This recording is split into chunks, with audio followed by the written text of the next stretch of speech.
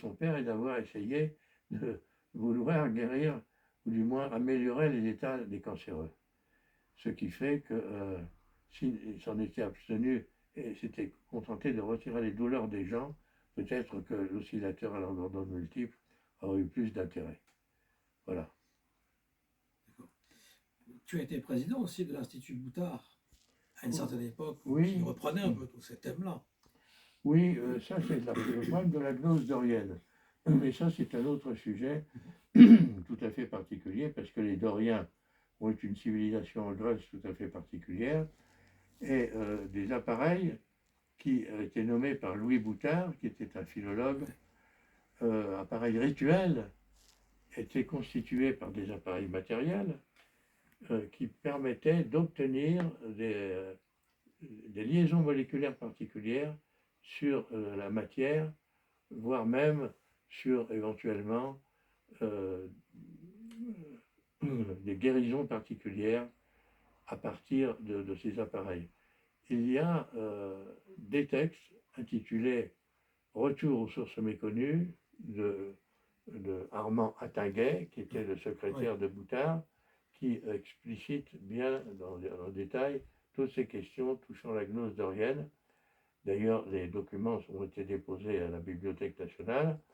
Il y a plusieurs cahiers qui font état des glossateurs grecs tels Hésichius et des traductions qu'en a fait Louis Boutard et des réalisations de ce type d'appareils qui ont été utilisés chez les frères Borjo en Algérie, au domaine dit de la Trappe, à côté d'Alger.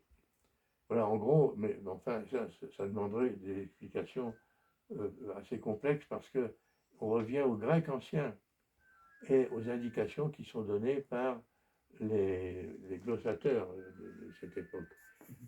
Donc, il y a évidemment, d'une manière plus ou moins lointaine, un lien avec ce qu'a trouvé Lakowski et ce qui est lié aux Doriens.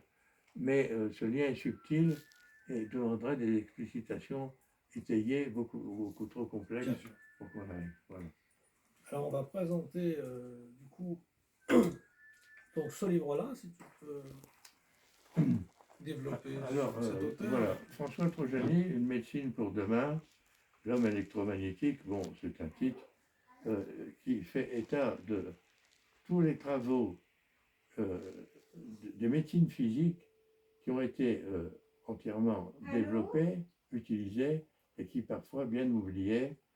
Il y a 2 tomes. Il avait fait une première édition il y a quelques années. Là, c'est augmenté, et ça correspond en définitive à quelque chose qui fait écho aussi aux travaux de Lakowski, aux travaux de Gernèse et à d'autres chercheurs et d'autres utilisateurs. Il y a 2 tomes, c'est aux éditions Energia. Voilà, il y a les deux. Voilà les 2 tomes. Voilà. Ensuite, on va présenter celui-ci, radiesthésie thérapeutique, il y a justement l'oscillateur aussi. Alors, ce texte-là, radiesthésie thérapeutique, les travaux d'Enel avec la collaboration de Guittieu, présente en quelque sorte une synthèse d'entretiens, de travaux et de réalisations qui ont été faites à Glion-sur-Montreux en Suisse, où cet homme qui, sous le pseudonyme de Enel, était le prince Mikhaël Vladimirovitch Skariatin, colonel des chevaliers gardes et de la garde personnelle de la tsarine, c'est-à-dire l'épouse de Nicolas II, le dernier tsar. Et lui-même, c'est lui qui m'a fait connaître en définitive les travaux de Lakowski, puisqu'il utilisait à Glion-sur-Montreux des appareils similaires à ceux-là. Et aussi l'action des formes.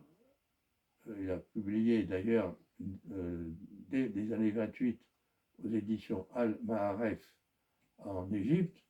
Il a publié Action des formes à distance, Action des formes et cancer, et Premier pas en radiesthésie thérapeutique. Ces travaux ont été réédités ensuite aux éditions d'Angle et ont eu un certain succès. Bon, lui-même arrivait à faire des diagnostics à distance et soigner des gens sans qu'ils les aient rencontrés. C'est tout à fait exceptionnel, mais la littérature et les lettres de satisfecit qu'il a reçues étaient tout à fait élogieuses par centaines des personnes dans toute l'Europe, aux USA et en Amérique du Sud, le remercier des bienfaits qu'il leur avait obtenus. J'ai travaillé avec lui pendant 3 ans à Glion-sur-Montreux, 1960. de 1960 à 1963, au moment de son décès, en novembre de cette année 63.